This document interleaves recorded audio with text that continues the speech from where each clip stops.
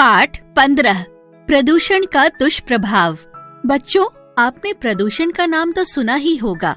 अब ये समस्या पूरी मानव जाति के लिए गंभीर समस्या बन गया है। कैसे? आइए इस पाठ में पढ़ें। वर्तमान समय में मनुष्य ने खूब विकास किया है। कहने को वो आज अंतरिक्ष में जा पहुंचा है, आकाश में उड़ रहा है तथा नए नए प्रयोग कर रहा है, किंतु अपनी धरती की ओर से बेखबर हो गया है। वो स्वयं ही विनाश की ओर अग्रसर हो रहा है और धरती पर आई अनेक आपदाओं का कारण बन गया है। इन्हीं में से एक विपदा का नाम है प्रदूषण, जिसने एक अन्य भयानक समस्या पैदा कर दी है। समस्याओं ग्लोबल वार्मिंग आज मानव जीवन का अस्तित्व, निर्वाह, विकास आदि सभी विनाश के कगार पर खड़े हैं। चारों ओर प्रदूषण का बोलबाला है। ये हमारे जीवन के उन प्रमुख विषयों में से एक है जो इस समय हमारी पृथ्वी को व्यापक स्तर पर नकारात्मक रूप से प्रभावित कर रहे हैं। बढ़ते जन, घटते वन, कैसी विपदा आई है। दूषित वायु, दूषित जल थल, मची हुई त्राही त्राही है। यदि सृष्टि के आरंभ की बात की जाए तो तब प्रदूषण का नामो निशान भी न था।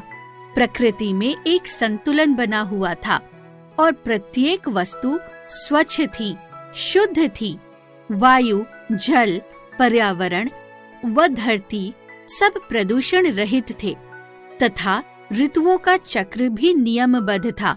किंतु आज बहुत से ऐसे कारण हैं जो हमारी प्रकृति के संतुलन को प्रभावित कर रहे हैं, जैसे बढ़ती जनसंख्या, नगरों की संख्या में वृद्धि तथा विस्तार एवं औद्योगिक विकास। ये सभी मानव के लिए अभिशाप बन गए हैं। ये केवल मानव ही नहीं, अपितु प्राणी मात्र को मृत्यु के मुंह में धकेलने की अनचाही चेष्टा है। बीमारियों के शरीर में प्रवेश कराने की प्रक्रिया है। प्राणी मात्र के अमंगल की अप्रत्यक्ष भावना है। प्रदूषण कई प्रकार के हैं। वायु प्रदूषण, जल प्रदूषण, भूमि प्रदूषण तथा ध्वनि प्रदूषण आदि। ये सभी जीवन को विषाक्त बना रहे हैं। प्रदूषण की तुलना आज के समय के दानव से की गई है, जो संपूर्ण सृष्टि को निगल जाना चाहता है। प्रदूषण की समस्या सुरसा मुख के समान बढ़ती ही जा रही है। इससे कई प्राकृतिक प्रक्रियाओं में गड़बड़ी आई है। आज कई वनस्पतियां तथा जीव जंतु या तो विलुप्त हो चुके हैं या विलुप्त होने के कगार पर हैं। प्रदूषण के कारण ऋतुओं का चक्र भी प्रभावित हो रहा है। वनों की अंधाधुंध कटाई से मौसम में भी कई बदलाव आए हैं। अल्पवृष्टि, अनावृष्टि व अतिवृष्टि भी इसी के परिणाम हैं। वायु में कार्बन डाइऑक्साइड की मात्रा बढ़ रही है। रॉकेट द्वारा अंतरिक्ष यान छोड़े जाने तथा ईंधन जलने जैसे लकड़ी, कोयला आदि से वायुमंडल में इस गैस की मात्रा प्रतिवर्ष बढ़ती ही जा रही है। यदि इसी भांति चलता रहा तो वायुमंडल का तापमान बहुत बढ़ सकता है। गर्मी के कारण लोग झुलसने लगेंगे और अनेक रोगों से ग्रस्त हो जाएंगे। वहीं इससे दूसरा खतरा प्राकृतिक संसाधनों की हानि का है। वायुमंडल का तापमान बढ़ने से हिमखंड पिघलने लगेंगे और जल प्लावन का तांडव होने लगेगा, जिसके परिणाम स्वरूप सागरों का जल स्तर बहुत अधिक बढ़ जाएगा। समुद्र उफनेगा तथा भूमि के एक बड़े हिस्से को ढक लेगा। सब तरफ विनाश और तबाही का दृश्य होगा। प्रदूषण के कारण बहुत से रासायनिक पदार्थ जैसे वायुमंडल में क्लोरोफ्लोरोकार्बन या CFC ओजोन परत को कमजोर कर रहे हैं।